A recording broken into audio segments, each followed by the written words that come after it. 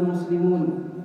يا أيها الناس اتقوا ربكم الذي خلقكم من نفس واحدة وخلق منها زوجها وبث منهما رجالا كثيرا ونساء، واتقوا الله الذي تساءلون به والأرحام إن الله كان عليكم رقيبا. يا أيها الذين آمنوا اتقوا الله وقولوا قولا سديدا يصلح لكم أعمالكم ويغفر لكم ذنوبكم، ومن يطع الله ورسوله فقد فاز فوزا عظيما. أما بعد، فإن أصدق الحديث كتاب الله، وخير الهدي هدي محمد صلى الله عليه وسلم، وشر الأمور محدثاتها، وكل محدثة في دين الله بدعة، وكل بدعة ضلالة، وكل ضلالة في النار.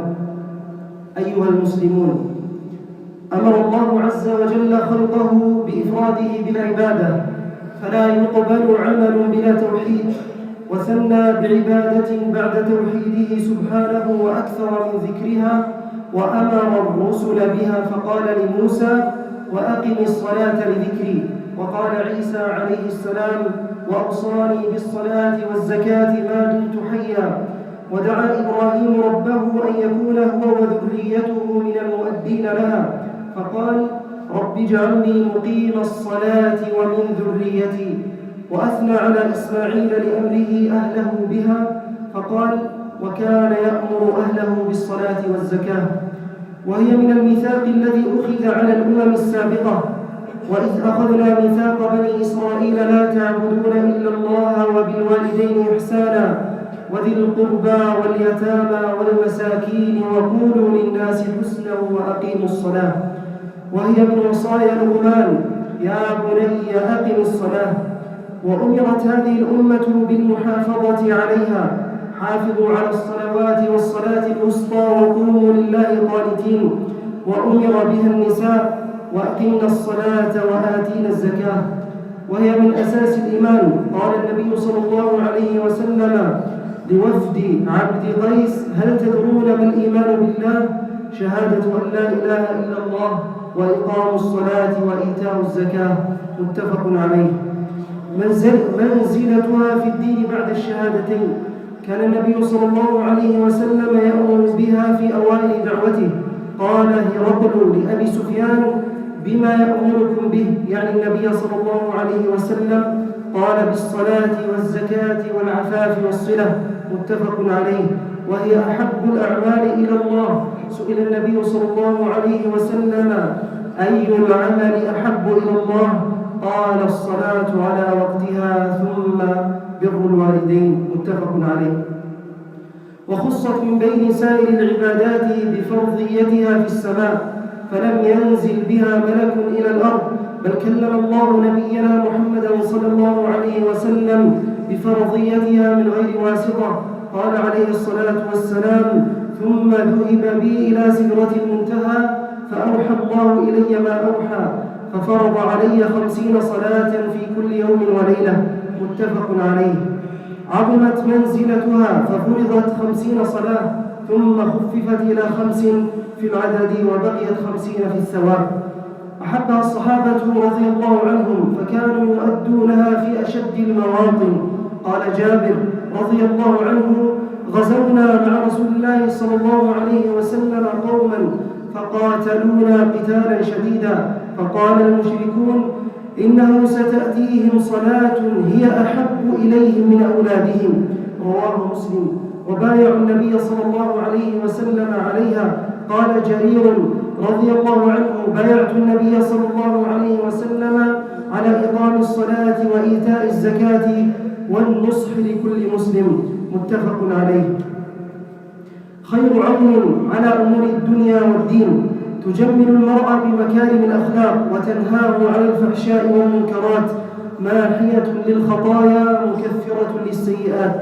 شبهها النبي صلى الله عليه وسلم بالنهر الجاري المزير للأبرار، تحفظ العبد من الشرور ومهالك الردى.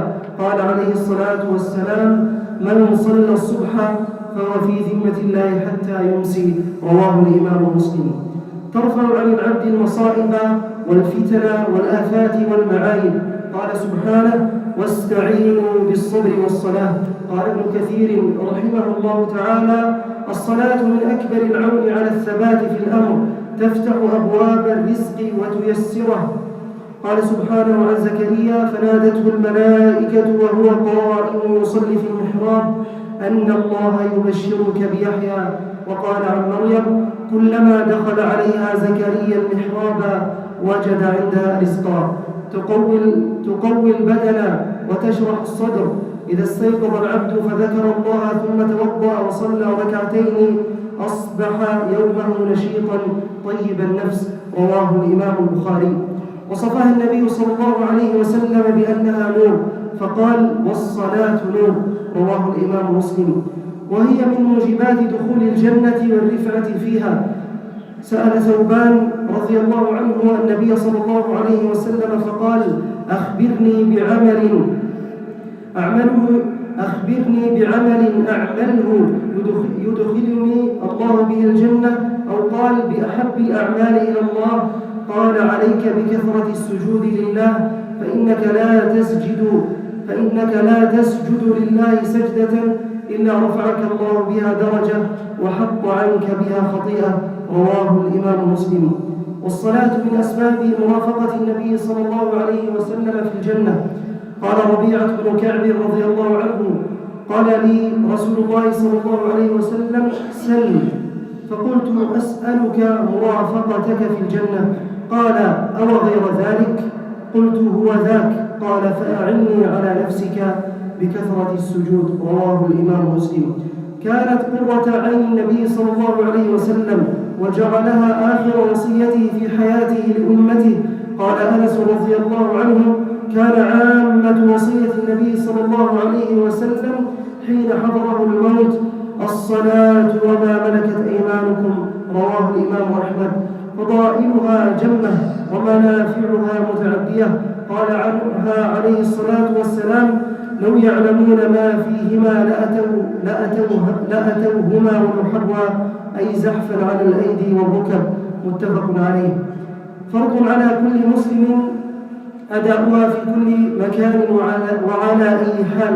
قال عليه الصلاة والسلام: وجعلت لي الأرض مسجدا وطهورا، فأيما رجل أدركته الصلاة صلى حيث كان. متفق عليه. جعلها الإسلام ميزانا بين الإسلام والكفر. قال النبي صلى الله عليه وسلم: بين الرجل وبين الشرك أو الكفر ترك الصلاة. رواه الإمام مسلم. قال عمر رضي الله عنه: لا إسلام لمن لم يصلي. وقال ابن مسعود رضي الله عنه: من ترك الصلاة فلا دين له، وواجب فعلها في وقتها. قال جل شأنه: فخلف من بعدهم خلف أضاعوا الصلاة واتبعوا الشهوات فسوف يلقون غيا. قال عمر بن عبد العزيز رحمه الله: لم تكن إضاعتهم تركها ولكن أضاعوا وقتها. قال إسحاق بن راهويه رحمه الله: رأي أهل العلم من لدن النبي صلى الله عليه وسلم إلى يومنا هذا أن ترك الصلاة عمدا من غير عذر حتى يذهب وقتها أنه كافر. والله أوجب أداءها جماعة في بيوت الله. قال النبي صلى الله عليه وسلم: من سمع النداء فلم يجب فلا صلاة له إلا من عذر. رواه الإمام مسلم. بل لم يعذر النبي صلى الله عليه وسلم فاقد البصر من الإتيان إليها. جاء رجل أعمى إلى النبي صلى الله عليه وسلم فقال: يا رسول الله، إني رجل أعمى وليس لي قائد يقودني إلى المسجد. فقال رسول الله صلى الله عليه وسلم: هل تسمع النداء بالصلاة؟ قال: نعم. قال: فأجب. رواه الإمام مسلم. وقد هم النبي صلى الله عليه وسلم بتحريق بيوت أناس لا يشهدون الصلاة في المساجد لولا ما فيها من النساء والذرية. متفق عليه. قال ابن حجر رحمه الله: هذا الحديث ظاهر في كون صلاة الجماعة فرض عين، لأنها لو كانت سنة لم يهدد تاركها بالتحريق، ولو كانت فرض كفاية لكانت قائمة بالرسول صلى الله عليه وسلم ومن معه. والتفريط في صلاة الجماعة من أسباب استحواذ الشيطان على العبد. قال عليه الصلاة والسلام: ما من ثلاثة في قرية ولا بدو لا تقام فيهم الصلاة إلا استحوذ عليهم الشيطان. رواه الإمام أبو داود. قال ابن مسعود رضي الله عنه: لقد رأيتنا وما يتخلف عنها إلا منافق معلوم النفاق وشهودها أمارة على الإيمان. قال جل شأنه: إنما يعمر مساجد الله من آمن بالله واليوم الآخر وأقام الصلاة وكان الصحابة يؤدونها جماعة ولو مع المشقة. قال ابن مسعود رضي الله عنه: لقد رأيت الرجل يؤتى به يهادى بين الرجلين حتى يقام في الصف.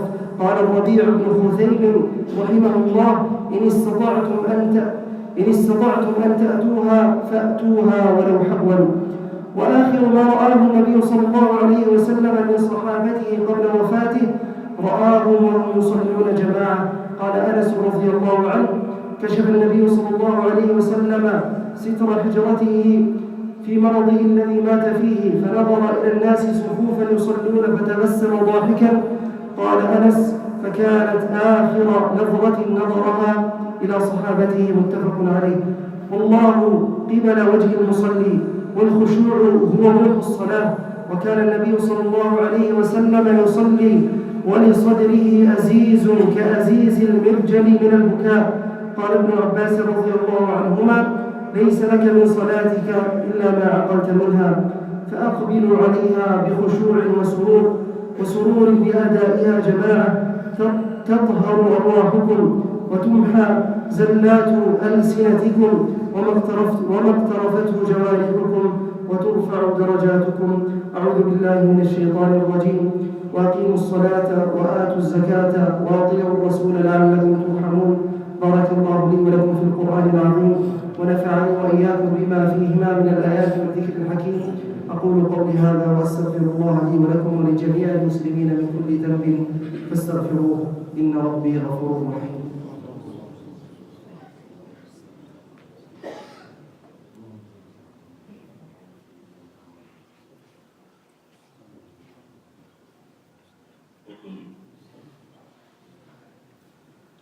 الحمد لله على إحسانه، الشكر له على توفيقه وامتنانه، وأشهد أن لا إله إلا الله وحده لا شريك له تعظيما لشأنه، وأشهد أن نبينا محمدا عبده ورسوله صلى الله عليه وعلى آله وأصحابه وسلم تسليما مزيدا.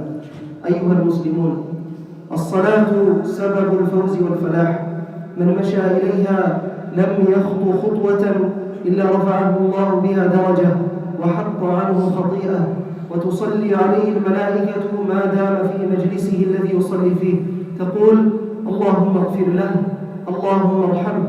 ومن صلى العشاء في جماعة فكأنما قام نصف الليل، ومن صلى الصبح في جماعة فكأنما قام الليل كله. ومن تعلق قلبه بالصلاة يتحين النداء للصلاة التي تليها أظله الله تحت ظل عرشه. فأدوا الصلوات جماعة في بيوت الله طيبة بها نفوسكم منشرحة بها صدوركم تنالوا ثواب ربكم. ثم اعلموا أن الله أمركم بالصلاة والسلام على نبيه، فقال جل شأنه: إن الله وملائكته يصلون على النبي يا أيها الذين آمنوا صلوا عليه وسلموا تسليما. اللهم صل على محمد وعلى آل محمد كما صليت على إبراهيم وعلى آل إبراهيم في العالمين إنك حميد مجيد، وبارك اللهم على محمد وعلى آل محمد كما باركت على إبراهيم وعلى آل إبراهيم في العالمين إنك حميد مجيد. اللهم أعز الإسلام والمسلمين، اللهم أعز الإسلام والمسلمين، اللهم وعليك بالكفر والكافرين، اللهم وعليك بالكفر والكافرين، اللهم ودمر أعداءك أعداء الدين، اللهم ودمر أعداءك أعداء الدين يا عزيز يا جبار.